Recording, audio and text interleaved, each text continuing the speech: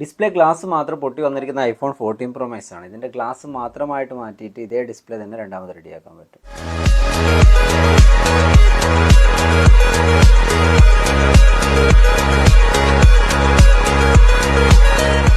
ഇതിപ്പോൾ നമ്മൾ complete display മാറ്റുന്നതിന് പകരമായിട്ട് ഇതേ ഡിസ്പ്ലേൻ്റെ തന്നെ ഗ്ലാസ് റിമൂവ് ചെയ്തെടുക്കുകയാണ്.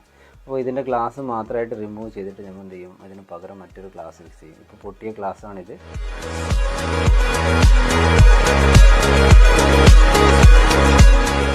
പൊട്ടിയ ഗ്ലാസ് റിമൂവ് ചെയ്തതിന് ശേഷം ഡിസ്പ്ലേ നമ്മൾ ടെസ്റ്റ് ചെയ്യുകയാണ്. ടെസ്റ്റ് ചെയ്തപ്പോൾ ഓക്കെ ആണ്. അപ്പോൾ ഇതിൻ്റെ മുകളിൽ തന്നെ നമ്മൾ വേറൊരു ഗ്ലാസ് ഫിക്സ് ചെയ്യുകയാണ്. ഈ ഗ്ലാസ് ഫിക്സ് ചെയ്ത് കഴിഞ്ഞാൽ നിങ്ങളുടെ ഒറിജിനൽ ഡിസ്പ്ലേ തന്നെ നിങ്ങൾക്ക് പിന്നെയും ഉപയോഗിക്കാൻ പറ്റും.